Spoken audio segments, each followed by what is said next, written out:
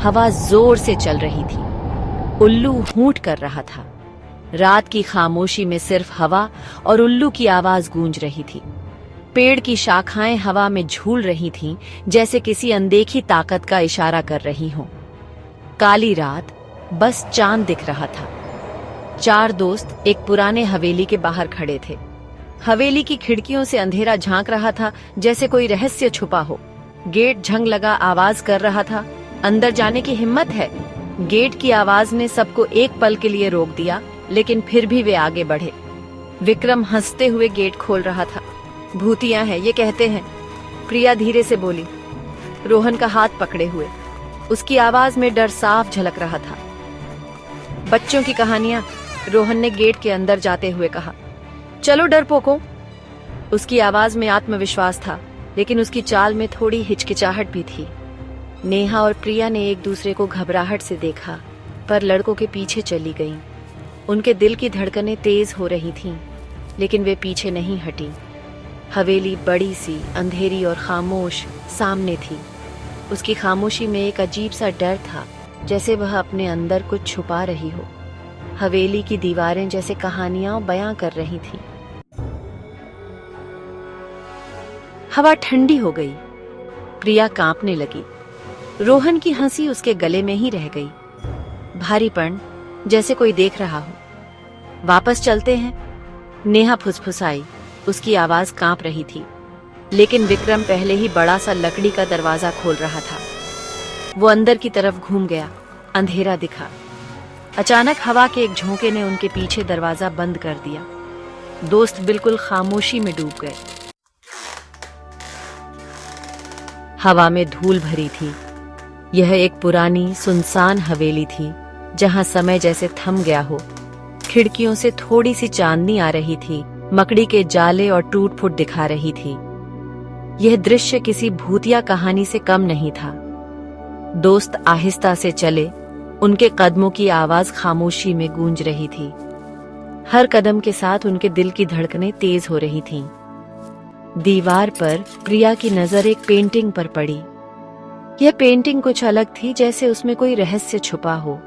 एक खूबसूरत औरत, पर उसकी आंखें मानो प्रिया की हर हरकत पर नजर रखे थीं। उसकी आंखों में एक अजीब सी चमक थी, जो दिल को दहला देती थी। कुछ महसूस हो रहा है? रोहन बोला। उसकी आवाज में घबराहट थी। यह जगह सच में डरावनी थी, और हर कोने में एक अनजाना डर छुपा था, जैसे कोई हमें देख रहा हो। अचानक नेहा की गर्दन पर ठंडी हवा का एहसास हुआ। यह हवा किसी अदृश्य शक्ति का संकेत दे रही थी। वो घूमी, पर वहां कुछ नहीं था। यह एहसास और भी डरावना था, जैसे कोई छुपकर देख रहा हो। Section 4 the photograph. उन्हें एक कमरा मिला जो बिल्कुल साफ था। चिमनी में आग जल रही थी, परछाइयां बना रही थी। एक टेबल पर एक तस्वीर रखी थी। एक छोटी लड़की मुस्कुरा रही थी, पर जैसे ही प्रिया ने उसे उठाया, लड़की की मुस्कुराहट डर के भाव में बदल गई। कमरा और ठंडा हो गया। आग बुझ गई। अचानक अंधेरे में उन्होंने एक फुसफुसाहट सुनी, उनके कानों के पास। बाहर निकलो, बाहर निकलो। वे डर गए।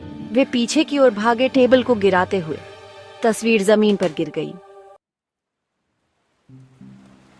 Section 5 No Escape. This is a tale of dread and despair, where the walls whisper secrets and the shadows hold memories of the past. वे भागे, बिना देखे, अंधेरे गलियारों में। फुसफुसाहट उनके पीछे गूंज रही थी। हर कदम पर ऐसा लगता था जैसे कोई अदृश्य शक्ति उन्हें रोकने की कोशिश कर रही हो। हर मोड़ एक और अंधेरे रास्ते पर ले जाता, एक और बंद दरवाजे पर। वे फंस गए थे। हर दरवाजा बंद था, हर खिड़की जालीदार। कोई रास्ता नहीं था। हवेली ने उन्हें जकड़ लिया था। यह एक जाल था, एक भूल भुलैया जिसमें से निकलना असंभव था। आखिरकार वे थक कर और डर कर मुख्य हॉल में गिर पड़े। उनकी सांसें तेज हो रही थीं, दिल की धड़कनें तेज। जैसे ही सुबह की पहली किरणें खिड़कियों से आईं, उन्होंने ऊपर देखा। एक पल के लिए उन्हें उम्मीद की एक किरण दिखाई दी। उनके चेहरे धूल भरे शीशे में दिख रहे थे, लेकिन शीशे में कुछ अजीब था, कुछ असामान्य। पर वो वो अक्स उनके नहीं थे, वे परछाइयां थीं, भूतियां अक्स जो उन्हें घूर रहे थे। वे पेंटिंग्स वाले चेहरे थे, शापित चेहरे। हर चित्र में एक कहानी थी, एक त्रासदी। हवेली ने उन्हें अपना बना लिया था। वे अब इस भूतिया जगह का हिस्सा थे, हमेशा के लिए।